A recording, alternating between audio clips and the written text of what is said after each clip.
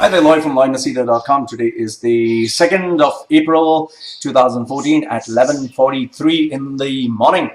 Well, first let me get you all jealous. You can see this wonderful little bag and you can see this amazing little logo. Haha.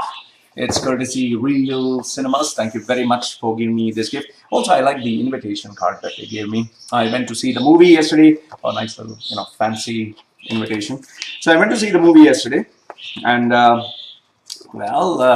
as you know, I am a guy who does not kiss anyone's pum pum. I will say it as it is. So let me give you the movie review of Captain America, the Winter Soldier 2014. First and foremost, let me put it to you this way. The Dark Knight made a mistake. Okay, if you saw the trailer, The Dark Knight made a mistake. Iron Man 3 committed the same mistake. And now you have Captain America, that is the Winter Soldier, committing the exact same mistake. What I mean by the mistake? If you want to know what the movie is all about, just watch the trailer. Watch the 10-second or 15 seconds trailer. You see the trailer, that is exactly what the movie is about. They have shown you the best parts of the movie in the trailer, and that's about it. Okay, so if in case you do not, you have not watched the movie or you don't have time, watch the trailer. There's nothing more. I really don't seem to understand. What I feel is during the post-production, once the director and all those other folks sit down, they kind of sit down together, they watch the movie, they kind of realize that it's not as good as we thought it was. So let's do this. Let's fool the public by putting on a trailer that shows amazing scenes, the best scenes of the movie, so that they will be thinking that if the movie is so good, it should be even better. But what they've done is they put the best parts of the movie in the trailer, and there's nothing more. Now let us try to understand why this movie is the way it is. Is it bad, good? I'll tell you. First and foremost is director Anthony Russo and Joe Russo, who absolutely have no worthwhile credentials or list of movies apart from Arrested Development, You, Me and Dupree, and Welcome to Collinwood.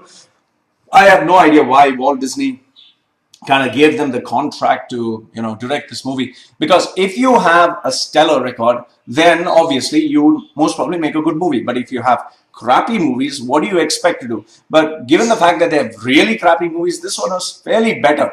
But, however, in terms of the standards of Captain America, nah, not actually.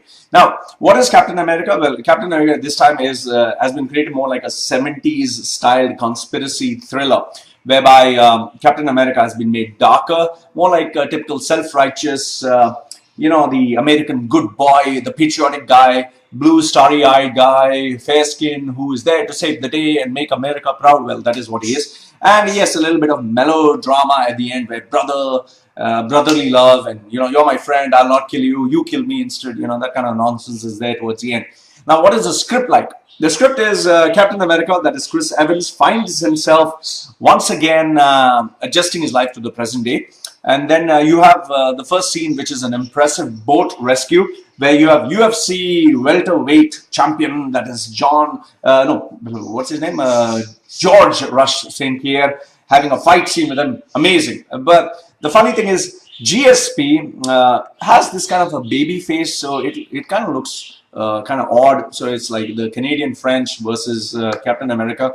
The fight scene was good. The way he finished GSP was funny if you see UFC fights. But that fight was pretty good. Then after that, you have the incident where Captain finds that S.H.I.E.L.D. is now operating in a not so good way. And it's building these heli carriers or these big ass kind of massive structures that fly up in the air, can stay up in the air, and can attack and destroy any parts of the world. So they're making 3 of them. And he's not convinced with Samuel Jackson's, that is Fury. His name is what? Captain Fury? Oh, yeah, Nick Fury. He is not convinced that this can be a force for good. So Captain America decides, no, I'm going to be against this. And eventually when Nick Fury realizes that the system has been compromised, he has no one else to turn to but Captain America. So that is the actual scene. Now, you have also some other characters that come into Captain America, that is Agent 13, Emily Van Camp, Falcon by Anthony Mackie, and Black Widow by Scarlett Johansson. They team up together to save the day. Now, what is amazing about this movie? It's not all that bad. There are some things some parts of it which are amazing. I love the boat scene rescue. That was pretty good. The camera angles and the way it was done was funny and nice. The second one was Fury's car chase was amazing, brilliant. The way the cars were exploding, moving around and getting attacked, I thought that was brilliant. The humor also was fantastic there. And Captain America's first fight scene with the assassin Winter Soldier, that was really, really nice. I enjoyed it very much. So it was more like, what I liked was the Bourne-styled theme, the die-hard kind of actions, and the twists and turns in the plot. That was really good. But now, where is it that this script, this movie fails to make the grade? First one, the script was absolutely predictable. I didn't feel there was, something really new. Then Agent Fury's death, his resurrection, the heli carrier crashing down, and Captain America saving the day at the end. Well, that was very, very monotonous, very, very predictable, and it was it was expected. The second one is storyline.